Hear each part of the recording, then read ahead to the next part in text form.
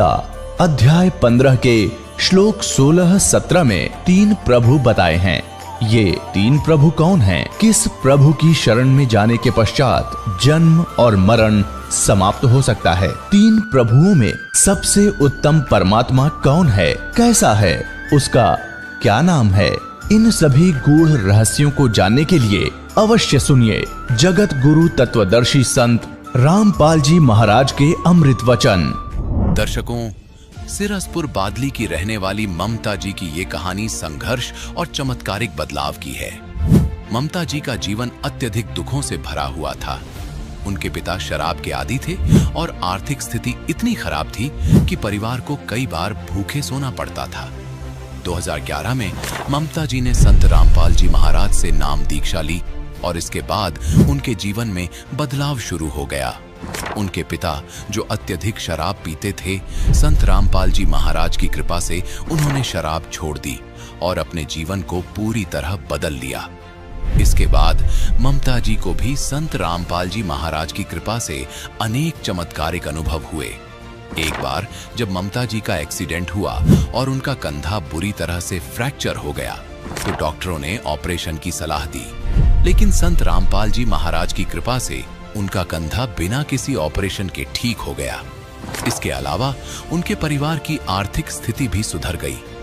इनके भाई को भी संत रामपाल जी महाराज की कृपा से रोजगार मिला। ममता जी का परिवार अब एक सुखी और समृद्ध जीवन जी रहा है। आइए अब सुनते हैं ममता जी की कहानी इन्हीं की जुबानी। नमस्कार जी। सच साहिब। क्या नाम है बहन जी आपका? ममता। बहन जी आप कहाँ के रहने वाले हैं? सिरसपुर बादली की। बहन जी संत रामपाल जी महाराज से नाम दीक्षा आपने कब ली? 12 नवंबर 2011 को। संत रामपाल जी महाराज से नाम दीक्षा लेने से पहले क्या आप कोई भक्ति साधना भी करते थे? भगत जी भक्ति साधना तो कुछ ऐसी कोई खास नहीं करते थे, क्योंकि भगवानों के प्रति ऐसी कोई आस्था नहीं थी। दुख इतना था बहुत ज्यादा, इस वजह से जो मम्मी करती थी वही करते थे। ये व्रत त्योहार तो उनके लिए सही है, जो पैसे वाले और गरीब आदमियों के लिए तो कोई त्योहार भी फीके हैं। कोई हम ऐसा कोई खास त्योहार या व्रत मैंने नहीं किया कभी। हम इतने दुखी थे, हमारे पापा शराब पीते थे और कभी कभी तो मारपीट भी करते थे मम्मी से। और कभी हमारी ऐसी कंडीशन थी, कभी कभी हम भगत जी भूखे भी सो जाते थे, रोटी भी नहीं होती थी हमारे पास टाइम से। ऐसी सिचुएशन थी हमारी। उस भक्ति साधना से हमें सर कोई लाभ नहीं मिला। बहन जी फिर आपको संत रामपाल जी महाराज के बारे में जानकारी कहाँ से मिली? भगत जी मेरी मम्मी ने नाम ले रखा था पहले, तो उसी से पता लगा हमें। तो हमने गुरुजी का सत्संग टीवी पे देखा था। संत रामपाल जी महाराज हमें ज्ञान बता रहे थे किताबों में से पढ़ पढ़ के, तो उसी को पढ़ के और फिर हमारी समझ में आया कि हाँ ये सही ज्ञान है और ये शास्त्रों के अनुसार है। तभी हमने संत रामपाल जी महाराज से मैंने दीक्षा ग्रहण करी। बहन जी हमने सुना है कि संत रामपाल जी महाराज से नाम दीक्षा लेने के बाद श्रद्धालु को बहुत सारे लाभ प्राप्त होते हैं, तो क्या आपको भी लाभ प्राप्त हुए संत रामपाल जी महाराज से नाम दीक्षा लेने के बाद? सर जी बहुत से लाभ प्राप्त हुए हमें। मेरे पापा दारू शराब बहुत ज़्यादा पीते थे, तो इस वजह से हम ज़्यादा परेशान थे। हमारी आर्थिक स्थिति इतनी ख़राब थी बहुत ज़्यादा, कभी कभी हम भूखे भी सो जाते थे। हमारे घर में आटा नहीं होता था खाने के लिए। 4 सितंबर 2011 की रात भगत जी ऐसा हुआ, मेरे पापा ने इतनी ज़्यादा ड्रिंक कर ली थी, बहुत ज़्यादा। वो नाली में गिरते हुए आ रहे थे और हमारे घर पे गली वाले बच्चे आके बता रहे थे, आंटी अंकल वहाँ पे शराब पी के पड़े हैं, वहाँ से उठा के ले आओ। तो मेरी मम्मी ने कहा कि मैं नहीं लेके आऊँगी, अपने आप आएंगे। जैसे तैसे गिरते पड़ते मेरे पापा घर तक आ गए। उसके बाद हम देख के इतनी कंडीशन को देख के बहुत रोए, बहुत ज़्यादा। मेरी छोटी वाली बहन को तो हार्ट अटैक भी आने वाला था, पर परमात्मा की दया से सब संभल गए। 5 सितंबर 2011 सुबह 10 बजे के टाइम एक आदमी हमारे घर के आसपास घूम रहा था, तो वो हमारे घर के आगे आके खड़ा हो गया। एक तो कंडीशन ऐसी थी और दुख भी इतना ज़्यादा हो रहा था कि मतलब ऐसा सीन देख लिया हमने रात को। तो वो सुबह आया और मेरी मम्मी से कह रहा कि वो आपके जो हस्बैंड है वो ज़्यादा पी लेते हैं। तो मेरी मम्मी ने गुस्से में आके बोला कि मतलब आपके पैसों से पिए क्या उन्होंने दारू? तो कहने लगे नहीं मेरे पैसों से तो नहीं पी, लेकिन ये सही बात नहीं है। और उस आदमी को हम जानते भी नहीं थे। वो तो संत रामपाल जी महाराज जी ही आए थे उस आदमी के रूप में। तो उन्होंने बोला कि आपने तो चाय की भी नहीं पूछी। तो सर हमने चाय बना के दे दी, तो एक बार तो उन्होंने चाय पी ली और वो बात करते रहे। पापा को भी बाहर बिठा लिया, तो पापा से उन्होंने सारी बात हंगवाई कि तुमने बताओ होटल पर रोटी खाई थी कि नहीं खाई थी? तो पापा ने बोला कि हाँ। और जब हमने पूछा था रात को, तो उन्होंने कहा कि नहीं मैंने रोटी नहीं खाई है, मैं भूखा हूँ। तो रात को फिर पापा के लिए खाना भी बनाया था रात को, पर पापा ने वो खाना खाया नहीं। फिर सुबह बताने लगे, फिर वो सारी बात मतलब जैसे जैसे वो पूछ रहा था आदमी, तो उसी टाइप से पापा बताने लगे। फिर संत रामपाल जी महाराज के रूप में जो वो आदमी आया था वो बोला कि आप ये मत सोचना कि ये औरत अकेली, अगर आप आगे आगे से ठेके पे जाओगे, अगर आगे से ठेके पे गए तो मैं तुम्हारे साथ आऊँगा और घर पे आके बताऊँगा। तो फिर पापा को उसने बाहर जाके कुछ समझाया, बाहर अकेले में ले जाके कुछ समझाया। उसके बाद फिर पापा घर पे आ गए। उस दिन से भगत जी हमारा दिन ही बदल गया। पापा रोज़ ज्ञान गंगा पढ़ते और 10 सितंबर 2011 को पापा ने संत रामपाल जी महाराज से सतलोक आश्रम में नाम दीक्षा ग्रहण कर ली। फिर पापा ने शराब छोड़ दी। संत रामपाल जी महाराज की शरण में जब सतलोक आश्रम गए तो संत रामपाल जी महाराज ने आशीर्वाद देते हुए कहा कि अब आप ठेके पर मत जाना। ताज्जुब की बात है कि मतलब कि मेरे पापा को और गुरुजी बोल रहे, संत रामपाल जी महाराज बोल रहे कि ठेके पर मत जाना भगत जी। जब पापा ने घर पे आके बताया तो हमारे रोम रोम खड़े हो गए थे। उस टाइम मैंने नाम नहीं लिया था, मैंने 12 नवंबर 2011 को नाम लिया। तो उस दिन से हमें लगा कि हाँ परमात्मा है और हमारे दिन बदल जाएंगे। उस दिन के बाद फिर 12 नवंबर 2011 को मैंने भी संत रामपाल जी महाराज की शरण ग्रहण करी सतलोक आश्रम में। सर भक्ति करते करते हम एक दिन कहीं जा रहे थे तो रास्ते में बस में मेरा एक्सीडेंट हो गया, मेरे और मेरी सिस्टर का। बस पलट गई और एक्सीडेंट हो गया। तो एक्सीडेंट में सर मेरा ये जो कूल्हा है ना ये फ्रैक्चर हो गया था। और ये सांपले की बात है, सांपला से सीधे पीजीआई रोहतक एम्बुलेंस में हमें ले जाया गया। एम्बुलेंस में ले जाने के बाद हालत इतनी ख़राब थी कि मेरा सारा हाथ ये खराब था, इसमें कांच घुसे पड़े थे। ये हाथ में यहाँ पे टाँके आए हुए हैं और इतनी ज़्यादा कंडीशन ख़राब थी, सांस जल्दी जल्दी चल रही थी, ऐसा लग रहा था कि आज शायद दम टूट ही जाएगा। इतना भयानक मंजर उस टाइम हमने देखा था। उसके बाद कोई आदमी पीछे से हम अपनी गाड़ी में डाल के और कुछ और आदमियों को डाल के एम्बुलेंस में ले गए। उसके बाद पीजीआई रोहतक में ले गए। उन्होंने हमारा ट्रीटमेंट करा और मेरा एक्सरा करा। उन्होंने कहा कि ये तो इसका तो फ्रैक्चर है, ये तो पता नहीं कब ठीक होगी। और ये सुन के मतलब डॉक्टर आपस में बात कर रहे थे तो ये सुन के मतलब मैं रो पड़ी कि भगवान ये क्या हो गया, हम कैसे। एक तो मेरी मम्मी, हम तो इतने परेशान है, मतलब हमारी कंडीशन थोड़ी ऐसी थी उस टाइम भी। पर उसके बाद संत रामपाल जी महाराज ने ऐसी दया करी कि ट्रीटमेंट करके उन्होंने मेरे को घर भेज दिया। घर भेजने के बाद अगले दिन फिर मेरी मम्मी जब सेटिस्फाई नहीं हुई कि पीजीआई रोहतक में पता नहीं डॉक्टर ने कैसे देखा होगा, तो फिर मुझे राम मनोहर लोहिया में ले गए दिल्ली में। तो वहाँ डॉक्टरों ने देखा तो डॉक्टरों ने कहा कि भाई इसको, तो उन्होंने भी एक्सरा करा और यहाँ पे थोड़ा ट्रीटमेंट करा। मेरे यहाँ पे कांच घुस रहे थे हाथ में, वो कांच वाँच निकाल के उसके बाद उन्होंने ट्रीटमेंट दे के मुझे घर भेज दिया कि 3 हफ्ते बाद आना। 3 हफ्ते होने वाले थे तो सर मैं इतनी परेशान हो गई थी। एक दिन मैं खुद ही उठ के बेड पे बैठ गई। मैं कहा जो होगा देखा जाएगा, परमात्मा करेंगे। संत रामपाल जी महाराज की नाम लेके मैं उठ गई। एक दिन तो उठ गई सर, तो मैं उठ के मेरे को इतनी ज़ोर से चक्कर आए और चक्कर आके मैं गिरने वाली थी। मेरे पापा ने पकड़ लिया मुझे और उठा के फिर बेड पे लिटा दिया। फिर अगले दिन फिर मैंने ये ऐसी कोशिश करी कि मैं खुद ही उठूँगी। तो 3 हफ्ते पूरे भी नहीं हुए थे, मैं खुद ही उठ के और हॉस्पिटल खुद चल कर गई थी। तो जब मैं डॉक्टर के पास, मेरा नंबर आया राम मनोहर लोहिया में, तो डॉक्टर ने वो रिपोर्ट देखी और कहा कि पेशेंट कहाँ है। तो मैं सामने खड़ी थी, मेरी मम्मी भी थी साथ में, तो कह रहे पेशेंट ही है।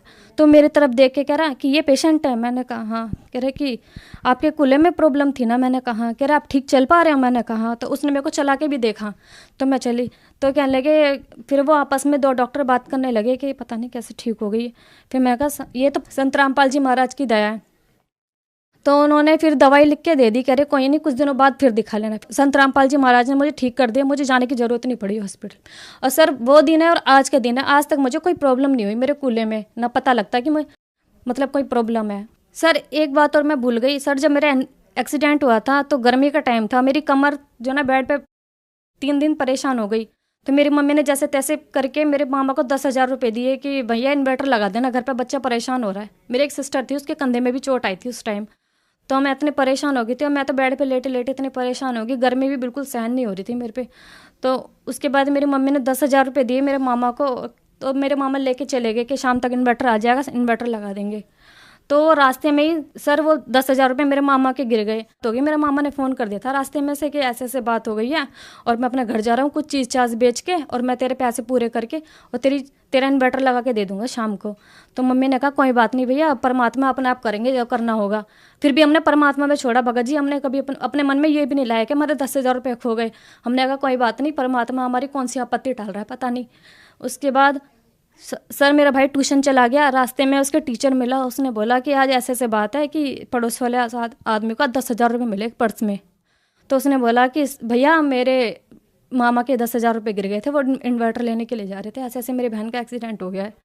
तो कहने लगे कैसा पर्स है। उसने कहा कि ब्लैक कलर का पर्स है। तो उसने दिखाया पड़ोस वाले ने कि ऐसी पर्स है और उसने कहा कि मेरा मामा है। तो कह रहे अपने मामा को बुला ले। तो कुछ देर पीछे मेरे मामा जी आ जाते हैं, तो मेरे मामा जी ने बता दिया कि मेरे पर्स में इतने इतने पैसे हैं और इतने इतने मतलब चीज़ें, तो वो सारी बता दी कि हाँ आप सच बता रहे। तो वो 10,000 रुपये संत रामपाल जी महाराज की दया से मिल गए। नहीं तो सर कोई भी आज पैसे देने वाला नहीं था। आज के ज़माने में सब इतने लालची हैं कि कोई पैसे बताने वाला है भी नहीं जो बताता। और सर उसके बाद यह लाभ हुआ कि संत रामपाल जी महाराज की शरण में आके 16 अक्टूबर सन 2016 को मेरी शादी हो गई, जिसमें ना कोई दहेज लिया गया, ना कोई भात लिया गया, बिल्कुल ना एक पैसे का लेन देन हुआ। उसके बाद में सर मेरे भगत जी मेरे हस्बैंड, उनके पेट में दर्द हो गया, तो डॉक्टरों को दिखाया तो उन्होंने अपेंडिक्स की प्रॉब्लम बताई और बोला कि ऑपरेशन होगा। पर परमात्मा पे भरोसा था सर हमको। उसके बाद हमने गुरुजी संत रामपाल जी महाराज के पास प्रार्थना लगाई और बोला कि परमात्मा ऐसे ऐसे बात है। तो संत रामपाल जी महाराज ने बोला कि ऑपरेशन नहीं करवाना बेटा, ऐसे ही ठीक हो जाएगा। सर वो दिन है और आज का दिन है। संत रामपाल जी महाराज की कृपा से मेरे हस्बैंड बिल्कुल ठीक है। आर्थिक कंडीशन तो ऐसी थी हमारी कि टाइम पे स्कूल की फीस जमा करने के लिए पैसे नहीं होते थे, कभी बिजली का बिल भरने के लिए पैसे नहीं होते थे, कभी खाने के लिए पैसे नहीं होते थे, कभी कभी तो भगत सर हम भूखे भी सो जाते थे। ऐसे भी टाइम हमने देखा है। पर जिस दिन से हमने परमात्मा की शरण में ग्रहण की है, संत रामपाल जी महाराज की शरण ग्रहण की है, उस दिन से संत रामपाल जी महाराज ने कभी हमें भूखा नहीं सोने दिया और परमात्मा ने हमारी आर्थिक स्थिति इतनी सही कर दी है, बहुत ज़्यादा। बहन जी, जो समाज आज आपको देख रहा है, आप उन्हें क्या संदेश देना चाहेंगी? सर मैं संदेश तो क्या दे सकती हूँ, मैं तो करबद्ध प्रार्थना कर सकती हूँ कि आप संत रामपाल जी महाराज का ज्ञान सुने, किसी के कहने में ना आए। आप ज्ञान को, आज पढ़ा लिखा समाज है, ज्ञान को कंपेयर करके देख सकता है, अपने शास्त्रों को कंपेयर करके देख सकता है कि मतलब क्या कह रहे हैं। अगर कोई गलत जा रहा हो तो सही भी तो दिशा बता सकते हैं, पर दूसरों के कहने में ना आए। और अपनी ज्ञान गंगा पुस्तक पढ़े, जीने की राह पुस्तक पढ़ें और संत रामपाल जी महाराज जी से नाम दीक्षा लें और अपना कल्याण करवाएं। बहन जी, संत रामपाल जी महाराज से नाम दीक्षा कैसे ले सकते हैं? सर संत रामपाल जी महाराज जी से नाम दीक्षा चैनल पे सत्संग आता है, उस चैनल पे नीचे पट्टी आती है, उस पे नंबर आते हैं, आप उस नंबर पे संपर्क करें, पता लग जाएगा आपको कि कैसे नाम दीक्षा ली जाएगी और अपना नाम दीक्षा लेके अपना कल्याण करवाएं। धन्यवाद बहन जी। सत साहिब। दर्शकों, अभी आपने सुने संत रामपाल जी महाराज से दीक्षा प्राप्त करके सुखी हुए भक्त के अनुभव। अब देखिए जगत गुरु तत्वदर्शी संत रामपाल जी महाराज के मंगल प्रवचन। यदि आप अपने चैनलों को ऑन कर लोगे और देख के देखो, आप विश्व शिवलोक के अंदर प्रवेश करोगे, आपको वहां बैठे दिखाई देंगे ये मोहम्मद और सारे ये पीर पैगंबर। वहां एक अलग से पितरलोक है, प्रत्येक इस भगवानों की नगरी है, अलग अलग इनके स्थान हैं, इनके लोक हैं और प्रत्येक में अलग अलग स्वर्ग हैं। स्वर्ग माने रेस्टोरेंट और अलग अलग उनके पितर स्थान है। गण अलग रहते हैं, ये भूत प्रेत अलग रहते हैं। भूत प्रेत पितरों आदि का वो इकट्ठा ही अक्षेत्र है। तो ये सारे वहां बैठे दिखेंगे तुमने, तब पता चलेगा आप अलग नहीं हो, एक हो। तो यह कहते हैं वही मोहम्मद, वही महादेव, वही आदम, वही ब्रह्मा, दास गरीब दूसरा कोई नहीं देखा अपने घर में। तो नीमा प्रार्थना कर रही है कि भगवान या तो पुत्र देना नहीं था और दे दिया तो मालिक लेना नहीं था, आप इसको लेने जा रहे हो, आपकी दासी साथ मरेगी इस बालक का। जय ये मर गया। तब परमात्मा ने सोचा कि मैं तो मरूं नहीं पर ये जरूर मरेगी, इतनी टेंशन ले ली इसने। तब परमात्मा ने भगवान शिव को प्रेरित किया ना, तो वो तो 25 दिन की रोए थी। कहते हैं करे करावे साइया मन में लहर उठा, दादू सिरधर जीव के वो आप बगल हो जा। वहां वो शिव की पुजारन थी, शिव जी ने भेज दिया और शिव जी एक साधु रूप बना कर आए फकीर का और पूछा माई क्यों रो रही हो, क्या बात है, आपने तो बहुत बुरा हाल कर रखा है, क्या बात बेटा बताओ। तो उसने बताया कि महाराज जी मैं महा दुखी हूं, मेरे दुख ने ना सुने, आपके सतर का नहीं है, आप भी दुखी हो जाओगे मुझे दुखिया के दुख न सुनकर। भगवान शिव ने कहा कि माई बेटा, कहते हैं अपना दुख किसी दूसरे को सुना दे तो कुछ हल्का हो जाता है। ठीक है मैं नहीं कर सकूंगा, कुछ विधि बताऊंगा, हो सके दाव लग जाए तो कर लेना। तो माई ने सोचा ले बता दे महात्मा को, महात्मा में तो शक्ति भी होती है। लेकिन इससे पहले वह सब महात्माओं के पास जा चुकी थी कोई राहत उनको मिला नहीं था। झाड़ फूक भी करवा लिए थे, सारी टोक टाक भी झाड़ ली थी, पर उस मालिक का टोक लग गया। करे कोई जंतर मंतर हो सकता था, पर हम ऐसे बच्चे हैं ज्ञान में। तब उस नीमा ने सारी कहानी बताई कि मैं निसंतान थी महाराज। एक दिन मैंने हृदय से अपने भगवान शिव को याद किया था और कमल के फूल पर एक सरोवर के अंदर मुझे ये अनमोल रत्न उन्होंने मुझे दिया था।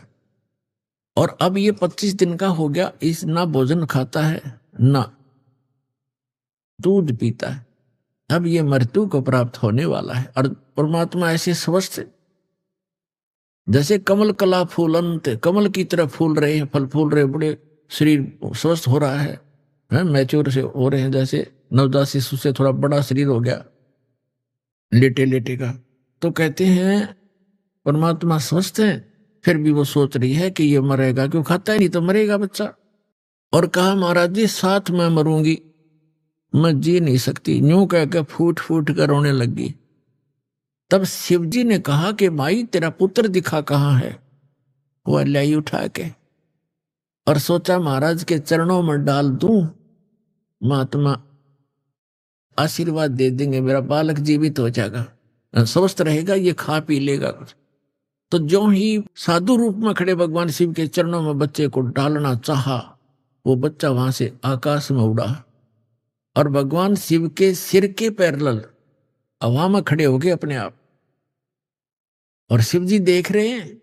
अब माई ने सोचा, नीमा ने सोचा इस महात्मा में बड़ी करामात है, मेरे पुत्र को हवा में उठा दिया। फिर भी नंबर शिव जी के बनन लग रहे हैं। अब भगवान शिव ने ऐसे हाथ किया, परमात्मा उसकी गोदी में आ गए भगवान शिव के साधु रूप में। और फिर परमात्मा की और भगवान शिव की, दोनों भगवानों की नजर में नजर मिली। तब शंकर भगवान ने प्रणाम किया कि तो कोई अजब शक्ति है। कहते हैं गरीबदास जी ने लिखा है कि 7 बार उनकी आपस में वार्ता हुई, माई नहीं समझ सकी। उस बाल भगवान कबीर साहब ने कहा कि शिव जी इस माई से कह दो एक कुंवारी गाय मंगवा ले और उस पर आप अपना आशीर्वाद दे देना, वह दूध दिया करेगी। कहते करे करावे साइया मन में लहर उठा, दादू सिर धर जीव के आप बगल हो जा। अपनी महिमा नहीं चाहते परमात्मा, माई कन्यो हो जाएगी। अक्साधु आया था, आशीर्वाद दे दिया और गाय दूध देने लगी। और परमात्मा ये चाहते हैं कि इन मेरी आत्माओं के हृदय में भगवान की आस्था बनी रहे,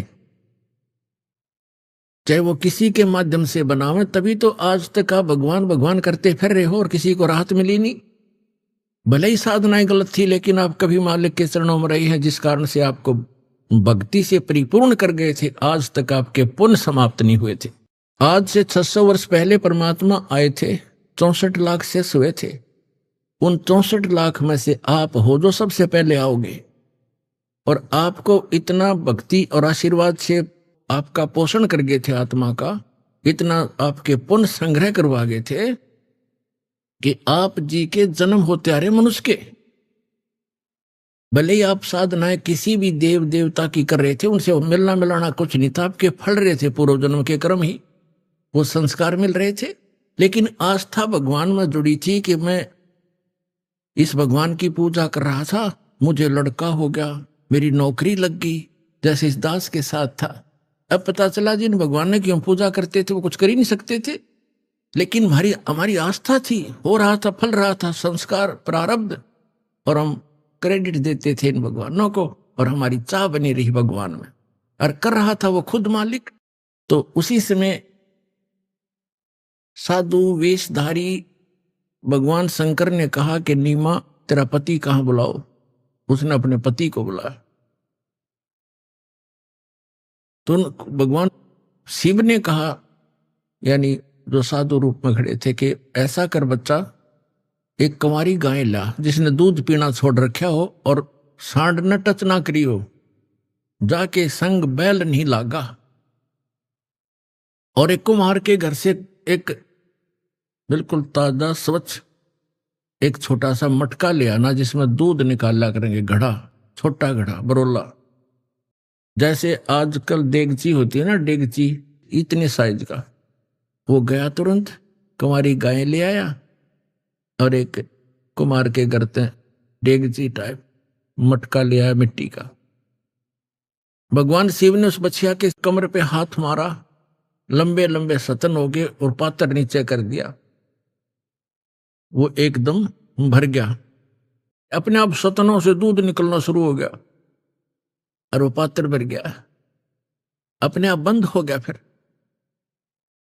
और परमात्मा ने वो दूध पिया।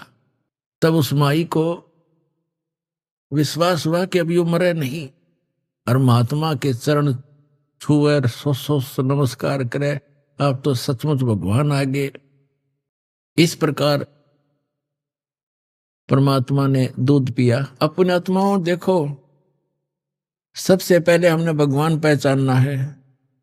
अब हम सबसे पहले परमात्मा की पहचान करेंगे, तब हमारे हृदय में आस्था बनेगी। हु इज गॉड, परमात्मा कौन है। जिन सदग्रंथों को हम सत्य मानते, यानी वेदों को, विश्व का प्रत्येक व्यक्ति ये मानता है कि सत्य है, और विशेषकर हिंदुओं के तो हृदय में समाये हुए हैं चारों वेद। और पुण्यात्मा वेद क्या है, ये कोई किसी डूम बाट के गीत नहीं, गॉड गिवन स्पिरिचुअल नॉलेज है और भगवान की महिमा है इनके अंदर। अब वेदों के अंदर जो ज्ञान है, भगवान की महिमा है, वो क्या करता है, कैसी लीला करता है, और वो किसी ने कर रखी हो पृथ्वी पर, तो who is God, he is God, वो है परमात्मा जिसने वेदों में लिखी हुई लीला कर रखी हो, वो प्रमाणित करते हैं। पहले गरीबदास जी की वाणी से सुनाते हैं, उसके बाद आपको वेदों और परमात्मा की महिमा से प्रमाणित करते हैं।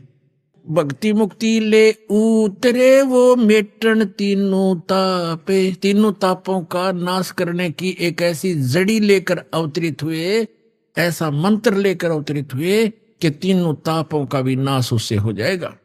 जैसा कि आपको कथा सुनाई थी, महाभारत के अंदर पांडवों ने बंधुघात किया था, उसके लिए अश्वमेध यज्ञ किया था। भगवान कृष्ण ने बताया था कि तुमने जो बंधुघात किए हैं उस तीन ताप के अंतर्गत ये प्रेत आत्माएं तुम्हें सता रही हैं, उन मृतों की, उन मृतकों की आत्मा सता रही है तीन ताप के अंतर्गत। उसके लिए अश्वमेध यज्ञ किया गया था, लेकिन किसी भी ऋषि महर्षि श्री कृष्ण जी के भोजन खाने से वो शंख नहीं बजा था, यानी वो यज्ञ संपूर्ण नहीं हुआ। यज्ञ संपूर्ण होगा तो वो तीन ताप कटने थे। तो क्या बताते हैं, 33 करोड़ यज्ञ में आए वो 88 सारे, 33 करोड़ देवता, 88,000 ऋषि, 12 करोड़ ब्राह्मण, 56 करोड़ यादव, सब उस यज्ञ में भोजन का खा चुके थे, शंख नहीं बजा था। 33 करोड़ यज्ञ में आए वो 88 सारे, 12 कोट वेद के वक्ता, वो सुपच का शंख बजा रे, मन तू पावेगा अपना किया रे, भोग गयो अपना किया रे। कहते 33 करोड़ यज्ञ में आए 88 सारे और 12 कोट वेद के वक्ता, 12 करोड़ ब्राह्मण। वहां उस सुदर्शन का शंख बजा रे, सुदर्शन से शंख बजा रे, वो परमात्मा स्वयं आ रहे थे। तो यहां बता रहे हैं कि वो परमात्मा ही ऐसे मंत्र देता है जिससे आपके तीनों ताप भी कटेंगे।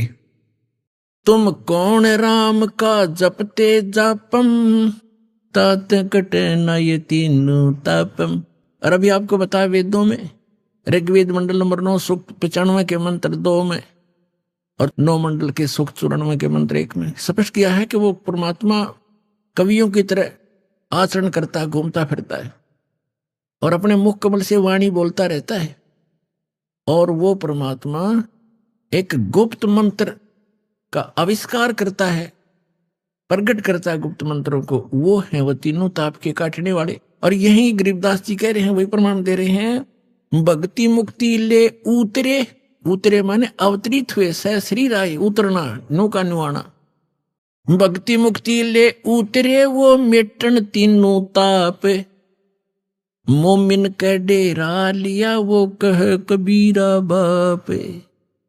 उस मुसलमान दुल्हे के घर निवास कर रखा है और एक लीला करते हुए उस नीरू को पिता कहते हैं। दूध न पीवे न अन्न बखे, नहीं पलने झूलन थे, अदर अमान ध्यान में वो कमल कला फूलन थे।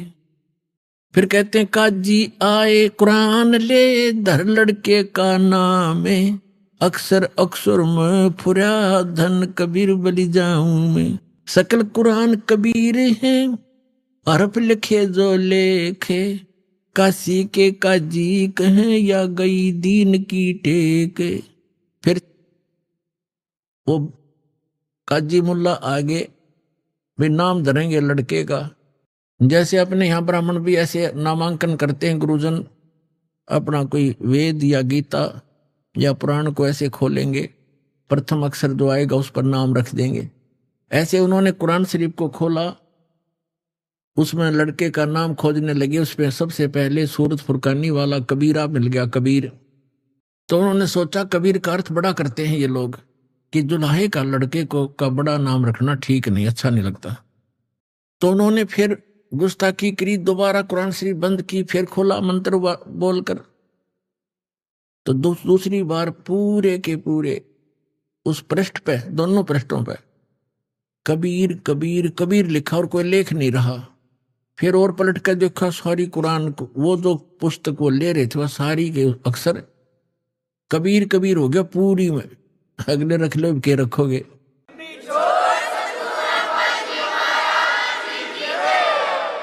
परमात्मा बोले एक आजियो मेरा नाम कबीर ही रहेगा। अब वो कुरान में कुछ और अक्षर रहे नहीं, वही पटक कर चले गए और कबीर नाम मालिक का प्रसिद्ध हुआ। शिव उतरे शिवपुरी से ये अवगत बदन विनोद, मैं के कमल खुशी भये जब लिया ईस को गोद। परमात्मा को गोदी में ले लिया। शिव उतरे शिवपुरी से, अपने लोक से आए, शिव मंडल से, शिव के धाम से, और मैं के कमल खुशी भये लिया ईस को गोद। कबीर साहब बच्चे को गोद में ले लिया। नजर नजर से मिल गई किया ईस प्रणाम में, धन मोमन धन पूर्ण धन काशी बलि जाऊं मैं। अब शंकर भगवान जी खड़े थे साधु रूप में और आशीष दे रहे थे कि हे माई, धन है काशी नगरी जिसमें से महापुरुष का आना हुआ है, धन होगी ये नगरी, इसके ऐसे सारे ग्रह हैं, ऐसे ग्रहों में है, ऐसे इसकी मस्तक की रेखाएं बताती हैं, धन है ये काशी नगरी जहां से पुरुष का आगमन हुआ। कहते 7 बार चर्चा करी वो बोले बालक बहने। बालक 25 दिन का बालक बोलता है और 7 बार बोले श्री भगवान शंकर जी से। 7 बार चर्चा करी वो बोले बालक बहने, शिव को कर मस्तक धरा ल्या मोमिन एक धेनु। हे मोमिन, हे मुसलमान, हे बच्चा, जा एक धेनु एक गाय लिया। अनब्यावर को दूहत है दूध दिया तत्काले। कंवारी को दूहत है दूध दिया तत्काले, पीवे बालक ब्रह्म गति ता शिव भय दयाल। अपनात्मा इतनी महिमा इस परमात्मा की। अब पहले आप जी को दिखाते हैं। अभी तो दास ने वर्बली बताया, आदरणीय गरीबदास साहिब जी जो परमेश्वर से मिले थे और उनकी दिव्य दृष्टि खोली थी, उस आधार से पूर्व की घटनाएं जो की तो लिखी सच्चाई कि कंवारी गायों का दूध पिया परमेश्वर ने, शिव जी ने उसके कमर पर हाथ रख दिया, उसने दूध दिया और फिर वो देती ही रही कंवारी गाय और परमात्मा दूध पीते रहे। फिर दूसरी गाय लाए उसने, जब वो छोटी, फिर दूसरी लाए उसने भी ऐसे ही। तो ऐसे चलता रहा, कंवारी गायों का दूध परमात्मा पीते हैं। तो ये तो आपने गरीबदास जी की वाणी से सुना। अब वेदों को मैं भगवान की महिमा है, अब आपको वेदों से प्रमाणित करता हूं। ये देखिएगा ऋग्वेद मंडल नंबर 9, ये कहां से प्रकाशित है, किसने छापा है?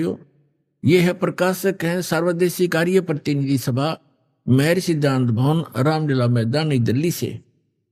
और ये देखिएगा, ये इसका अनुवाद करता है, यहां से ये मुद्रित है। अब हम इसको आपको दिखाते हैं। ऋग्वेद मंडल नंबर 9 सूक्त 1 का ये मंत्र नंबर 9, ये 9 नंबर है। इसमें क्या लिखा है कि अभी अधन्या उत्सरंती धेनव शिशुम, ये शिशु शब्द है इसके अंदर। सोम इंद्राय पातवे, इसका अनुवाद किया है इन्होंने आर्य समाजियों ने ही, लेकिन ये थोड़ा सा गलत करके दास उसको ठीक करेगा। उस सोम, सोम माने परमात्मा, उस सोम स्वभाव वाले पुरुष नहीं परमात्मा। देखो यहां देखना, सोम माने ये स्वयं ही, यहां पर ये खुद ही लिख रहे हैं 9वां मंडल सूक्त नंबर 1 का मंत्र नंबर 1 में, ये सोम माने सोम स्वभाव वाला परमात्मन। हे सोम स्वभाव परमात्मन, सोम माने परमात्मन। तो इसमें ये सोम शब्द है यहां पर। अब ऋग्वेद मंडल नंबर 9 सूक्त 1 मंत्र 9 को पढ़ रहे हैं हम, 9 को। इसमें लिखा कि उस इमम माने उस, सोम माने परमात्मा को, शिशुम जो बालक रूप में प्रकट होता है, शिशु रूप में, ये कुमार अवस्था में ही।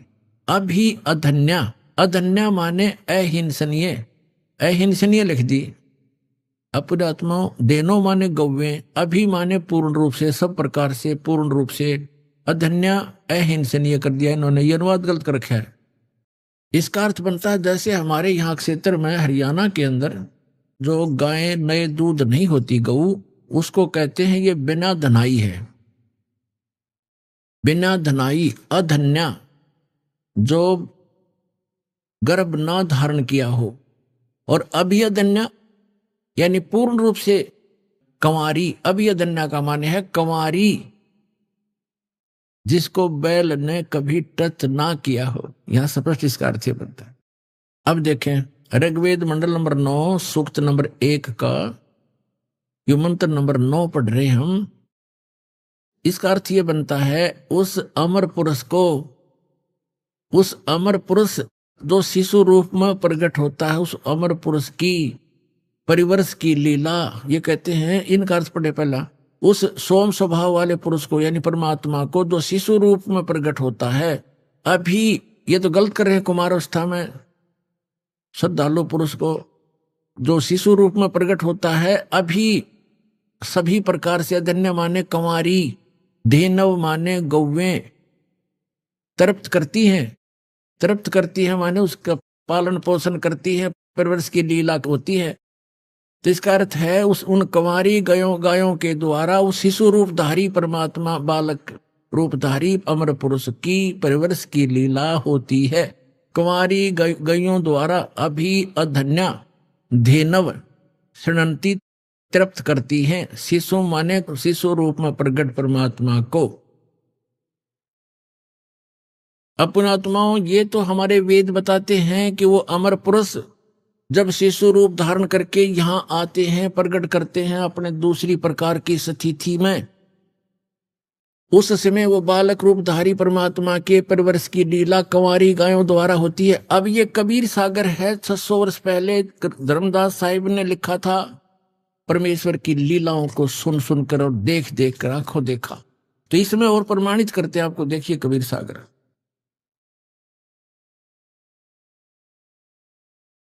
खेमराज श्री कृष्णदास प्रकाशन मुंबई से प्रकाशित है। ये देखिएगा यहां से, ये है कबीर सागर। और इसके कौन है? कबीर पंथी भारत पथिक स्वामी युगलानंद बिहारी द्वारा पुरस्कृत। कहां से छपा है? प्रकाशक में मुद्रक है खेमराज श्री कृष्णदास, अध्यक्ष श्री वेंकटेश्वर प्रेस, खेमराज श्री कृष्णदास स्मारक मुंबई से। अब इसके हम आपको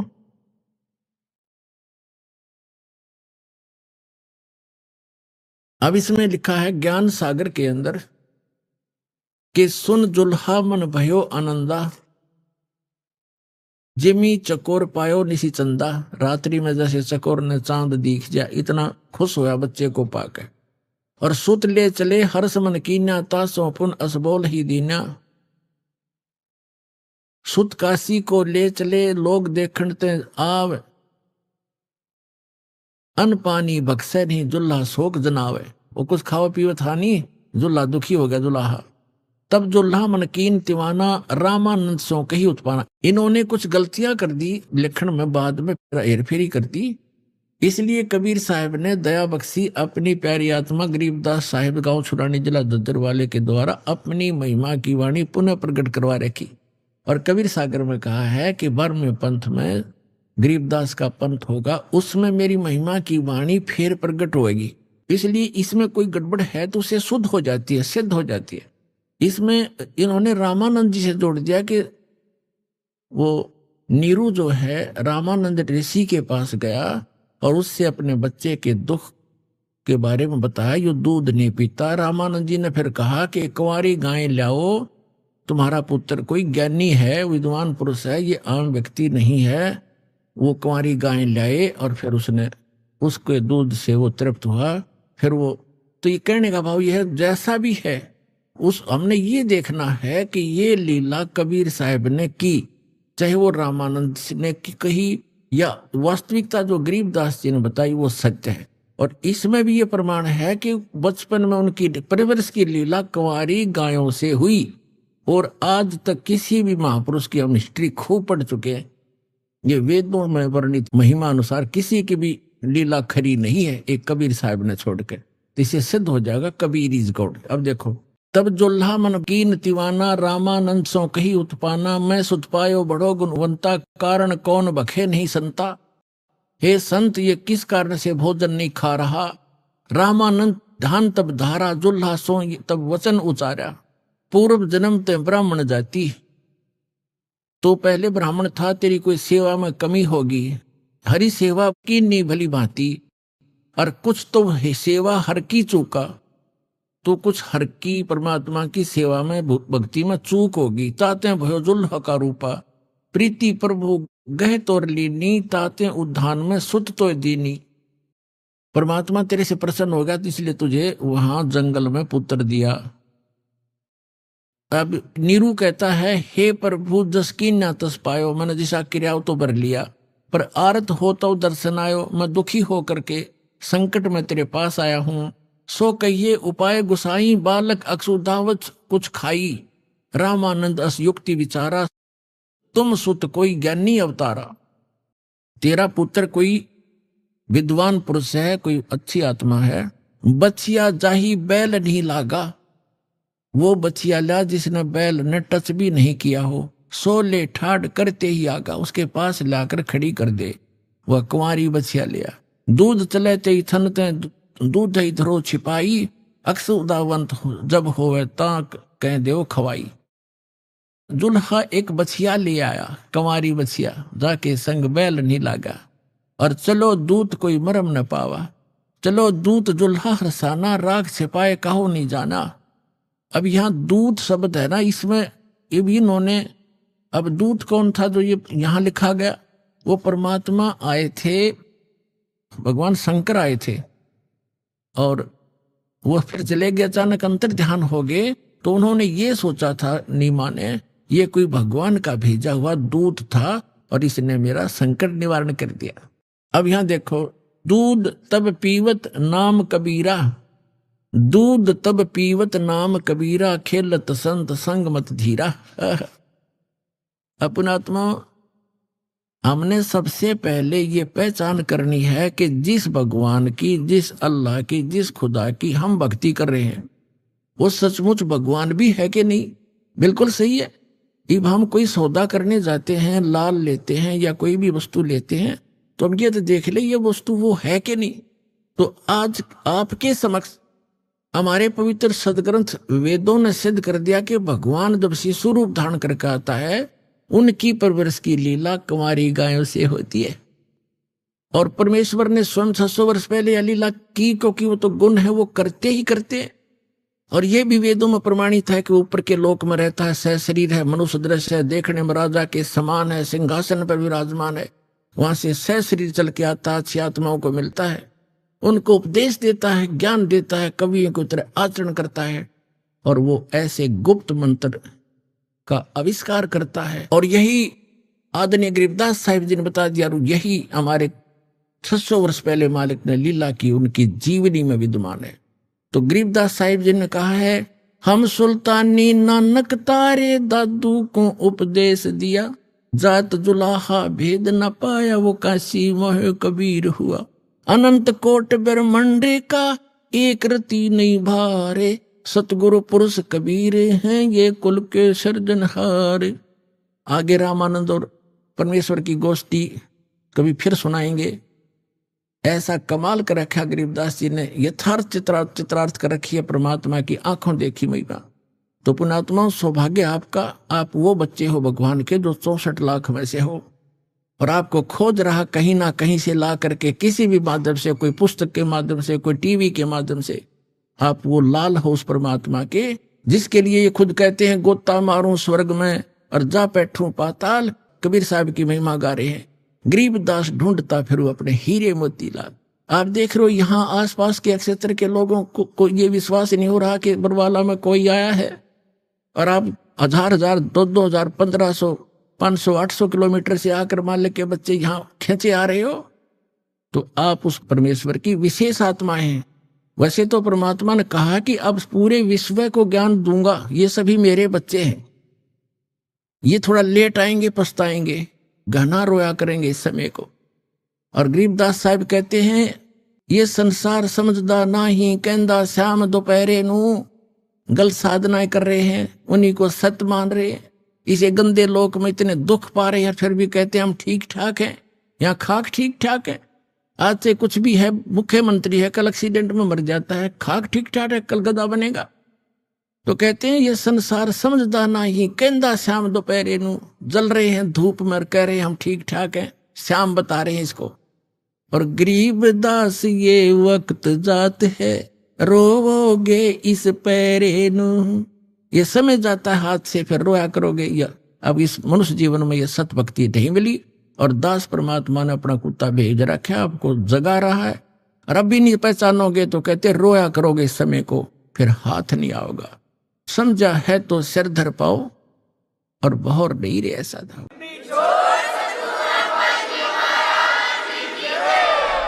अभी आपने सुने संत रामपाल जी महाराज के मंगल प्रवचन। आइए अब सुनते हैं संत रामपाल जी महाराज से नाम दीक्षा लेकर सत भक्ति करके अद्भुत लाभ प्राप्त करने वाले अनुयायी के विचार। दर्शकों, ये कहानी है उड़ीसा की संजुक्ता दासी जी की, जो उनके जीवन में आए बड़े बदलावों और चमत्कारों की गाथा है। संजुक्ता जी पहले भगवान कृष्ण, साईं बाबा और माता दुर्गा की भक्ति करती थी। वो सप्ताह में 6 दिन उपवास रखती थी, लेकिन फिर भी उन्हें कोई लाभ नहीं हुआ। उनके जीवन में समस्याएं बढ़ती चली गईं। इनकी बेटी गंभीर रूप से बीमार थी, और साथ ही पति भी स्वास्थ्य समस्याओं से जूझ रहे थे, और घर की आर्थिक स्थिति भी बेहद खराब थी। संजुक्ता जी और उनका परिवार कई तांत्रिक उपाय और धार्मिक कर्म कांडों में भी लगे रहे, लेकिन सब कुछ असफल रहा। एक दिन जब संजुक्ता जी टीवी चैनल बदल रही थी, तो इन्होंने संत रामपाल जी महाराज का सत्संग देखा। संत रामपाल जी के ज्ञान ने उन्हें बहुत प्रभावित किया, और इन्होंने सतलोक आश्रम जाने का निर्णय लिया। संत रामपाल जी महाराज की शरण में आने के बाद संजुक्ता जी के जीवन में चमत्कार होने लगे। इनकी बेटी की वर्षों पुरानी बीमारियां ठीक हो गईं, लेकिन सबसे बड़ा चमत्कार तब हुआ जब संजुक्ता जी को 42 साल की उम्र में ब्रेन हैमरेज हुआ, और डॉक्टरों ने उन्हें बचाने की उम्मीद छोड़ दी थी। लेकिन संत रामपाल जी महाराज की कृपा से संजुक्ता जी ने न केवल होश में आकर बात की, बल्कि ऑपरेशन के तुरंत बाद ही स्वस्थ हो गईं। डॉक्टर भी हैरान रह गए कि इतनी गंभीर स्थिति में भी ये इतनी जल्दी कैसे ठीक हो गईं। इस घटना ने संजुक्ता जी और उनके परिवार के जीवन को पूरी तरह बदल दिया। संत रामपाल जी महाराज की कृपा से संजुक्ता जी और उनका परिवार अब सुखी और समृद्ध जीवन जी रहे हैं। अब सुनिए संजुक्ता दासी जी की दुखमय से सुखमय भक्ति सफर की कहानी इन्हीं की जुबानी। नमस्कार जी। नमस्कार जी। क्या नाम है बहन जी आपका? मेरा नाम संजुक्ता दासी है। बहन जी कहाँ से आए हैं आप? मैं उड़ीसा की रहने वाली हूँ।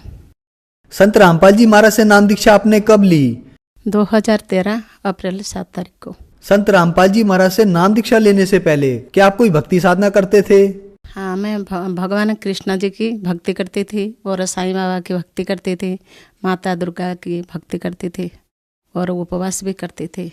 बहन जी, आप साईं बाबा की पूजा करते थे, व्रत करते थे, कृष्ण जी की पूजा करते थे, तो इन सब भक्ति साधनाओं से आपको क्या क्या लाभ हुए? मुझे कोई नहीं लाभ हुआ, बरंग मुझे हानि हुआ है। मैं उनकी इतना भक्ति करती थी, पूरी हफ्ता में मैं एक बार खाना खाती थी।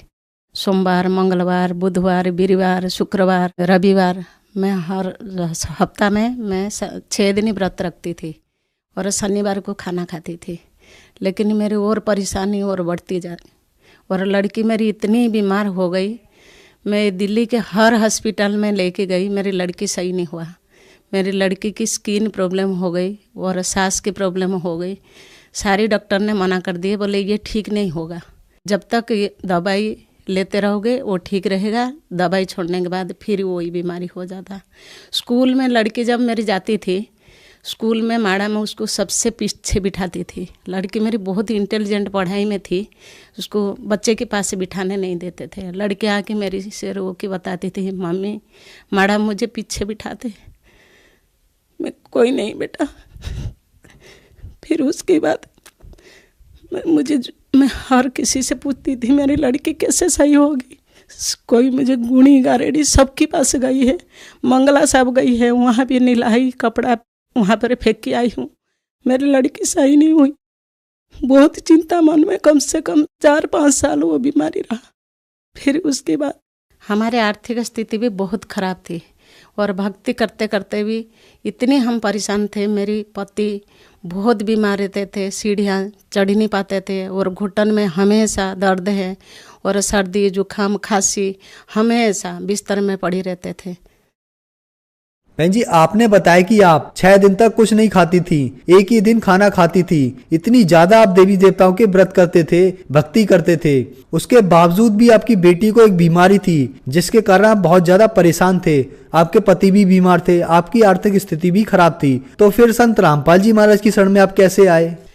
हम टीवी के चैनल घुमाते घुमाते संत रामपाल जी की सत्संग आ रहा था, हमने ज्ञान समझ में आया, संत रामपाल जी महाराज की शरण में आए।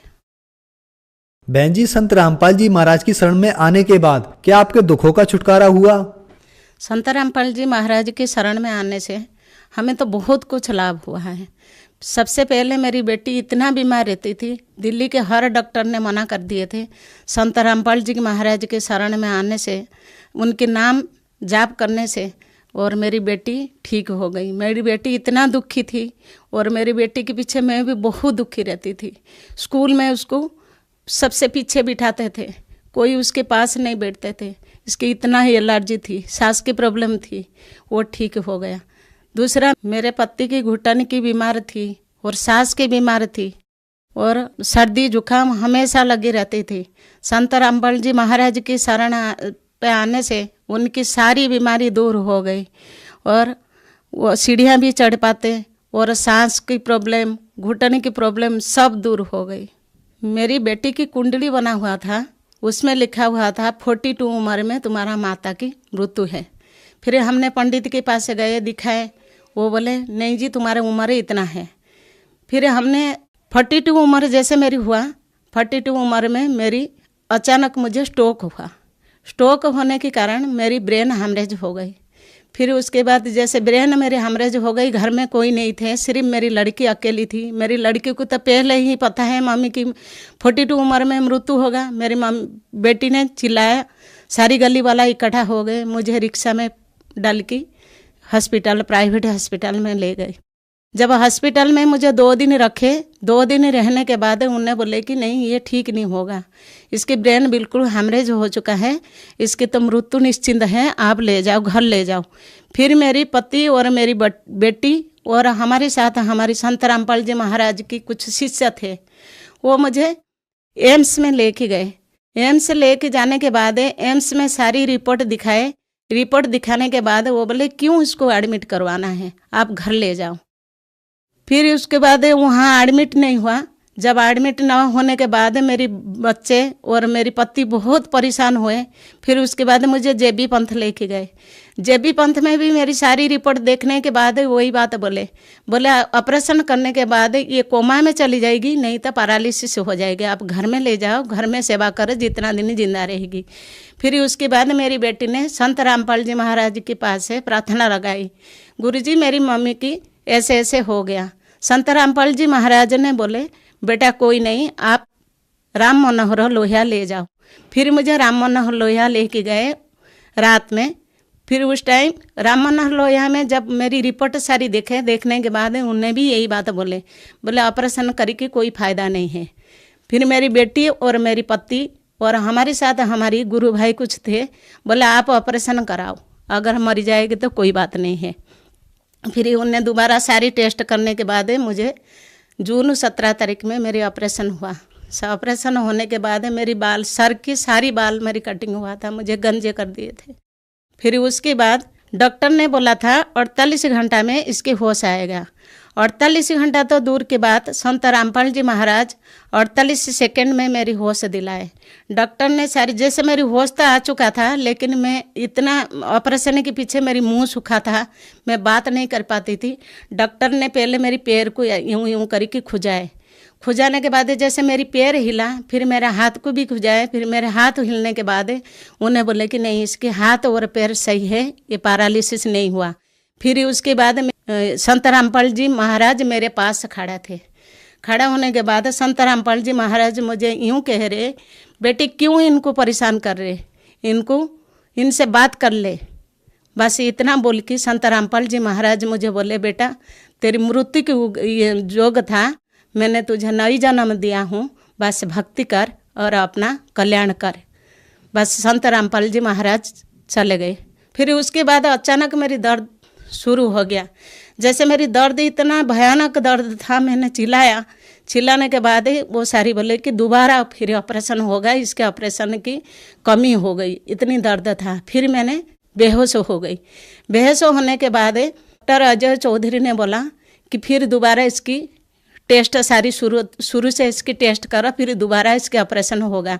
फिर दोबारा जैसे मैंने टेस्ट करवाए, देखे मेरी टेस्ट में मैंने दोबारा ऑपरेशन मेरी नहीं हुआ। संत रामपाल जी महाराज एक बार में मेरे ऑपरेशन सक्सेसफुल कर दिए।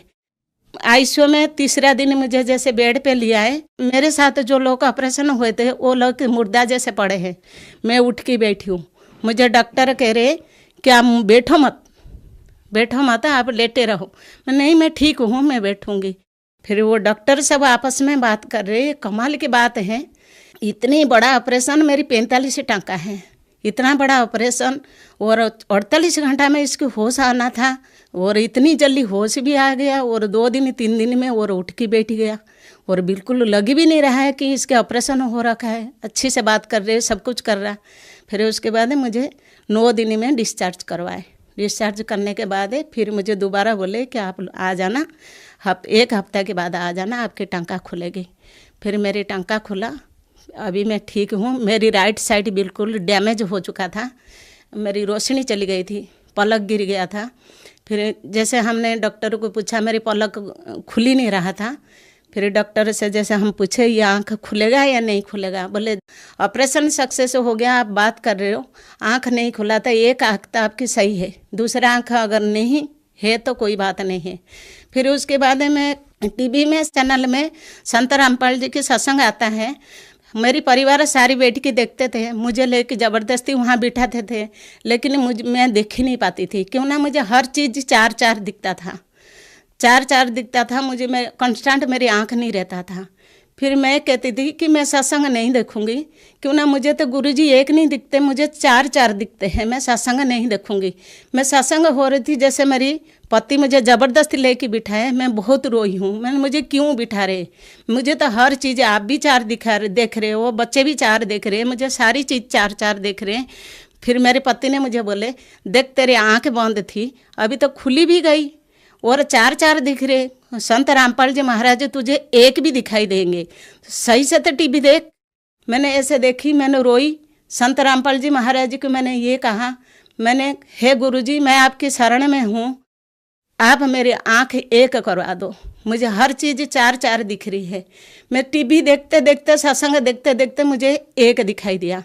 मैंने बहुत तेज से चिल्लाई, मुझे एक दिख रही, मुझे एक दिख रही।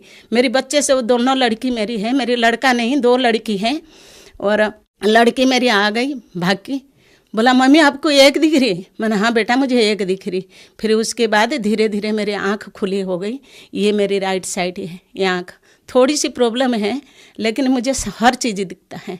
फिर मैंने जब गई राम मनोहर लोहिया, जब गई डॉक्टर के पास, अजय चौधरी ने मुझे बिठाया, मेरी फ़ोटो खिंचाए।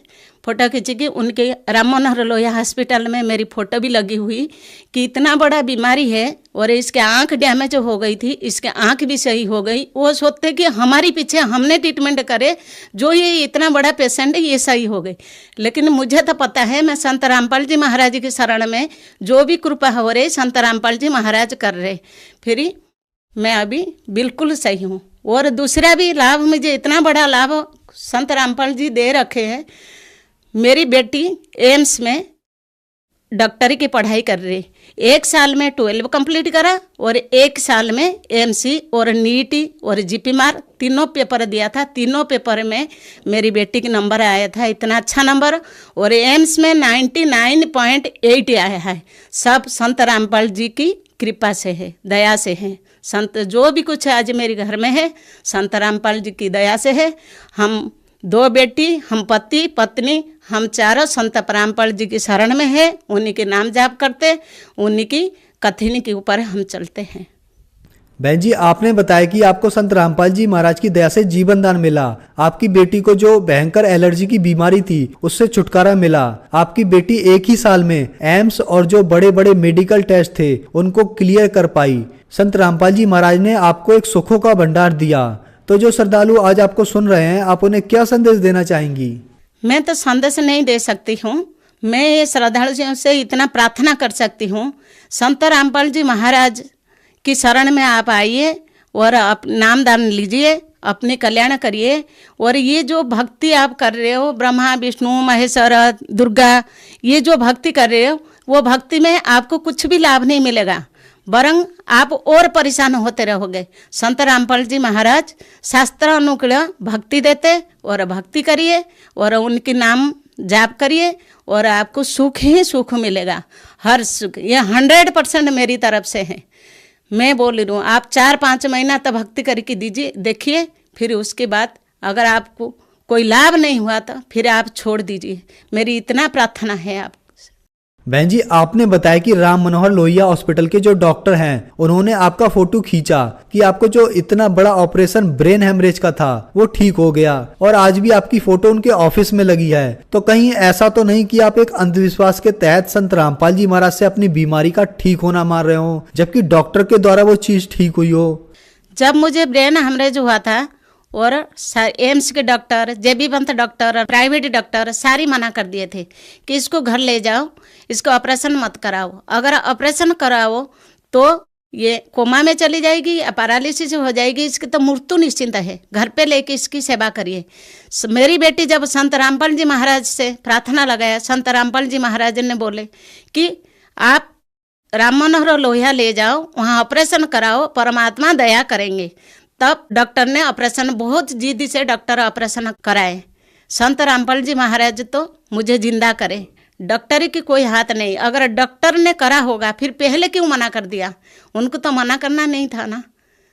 संत रामपाल जी, जो भी आज मैं जिंदा हूँ संत रामपाल जी की है, ये कोई अंधविश्वास नहीं है, ये सच्चे है। बहन जी, संत रामपाल जी महाराज की शरण में कोई आना चाहे तो कैसे आ सकता है? टीवी पर कई चैनल में संत रामपाल जी महाराज के सत्संग आता है, नीचे एक पट्टी आता है, वहाँ पर मोबाइल के नंबर है। उसी मोबाइल नंबर से आप पता करोगे और आसपास के नामदान केंद्र से आप नाम ले सकते हैं। धन्यवाद बहन जी। नमस्कार।